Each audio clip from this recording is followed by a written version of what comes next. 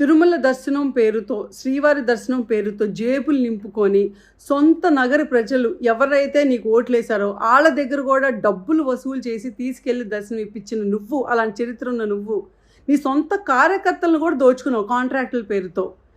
ఆఖరికి నీ సొంత పార్టీ లీడర్లు కూడా ఈవిడ మా పార్టీకి దరిద్రం అనుకునే స్టేజ్కి తెచ్చుకున్న రోజా ఈరోజు నిన్న జరిగిన ఒక దురదృష్టకరమైన ఇన్సిడెంట్ని, లేకపోతే బాధాకరమైన ఇన్సిడెంట్ని, కొంతమంది మనుషులు చనిపోతే దాని గురించి కూడా రాజకీయం చేయడానికి కోసం ఈరోజు మైకు ముందుకు వచ్చి బాధ్యత లేకుండా, కనీసం ఆ చనిపోయిన కుటుంబాల కోసం ఒక్క ముక్క కూడా మాట్లాడకుండా ప్రతిదీ రాజకీయం చేసి పడేయాలి, మనకు నోటికి వచ్చినట్టుగా వ్యంగ్యంగా మాట్లాడాలి, అవమానించాలి సీఎంని, డీసీఎంని, లేకపోతే అందరు లీడర్స్ని.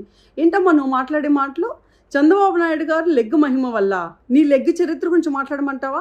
ఏదన్నా ఇప్పుడు మన రాష్ట్ర ప్రజలకే కాదు, పక్క రాష్ట్ర ప్రజలకి నువ్వు ఎవరికో చేపల పులుసు ఇచ్చావంట, ఆ రాష్ట్ర ప్రజలు కూడా నీ లెగ్ గురించే మాట్లాడుకుంటున్నారు. ఆ స్థితిలో ఉన్న నువ్వు ఇప్పుడు ఏమన్నా మేము మాట్లాడితే రేపొద్దున గ్లిజరిన్ కళ్ళలో వేసుకొని మైకుల ముందుకు వచ్చి నన్ను పర్సనల్ అటాక్ చేస్తున్నారు అని మాట్లాడతావు. సిగ్గుసరం ఉందా? మీ లీడర్ లాగా ఈ లీడర్లు ఏమైనా ప్యాలెస్లో పడుకుంటున్నారా? రియా హాస్పిటల్లో అంతమంది చిన్నారులు చనిపోయారు ఆక్సిజన్ ఫెయిల్ అయితే. ఆ రోజు మీ లీడర్ ఏం పీకాడు మరి? ఈరోజు చంద్రబాబు నాయుడు గారి నుంచి పవన్ కళ్యాణ్ గారు కానీ ప్రతి ఒక్కళ్ళు ఈరోజు తిరుమలలోనే ఉన్నారు.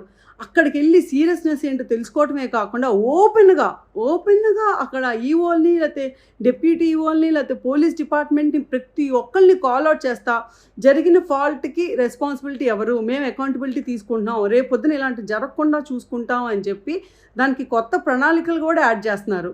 ఇంత చేస్తుంటే అప్రిషియేట్ చేయకపోగా సిగ్గు సరం లేకుండా బురద చల్లటానికి ట్రై చేస్తావు. ఇది ఈ సిచ్యువేషన్ వాడుకుని 6 చనిపోయి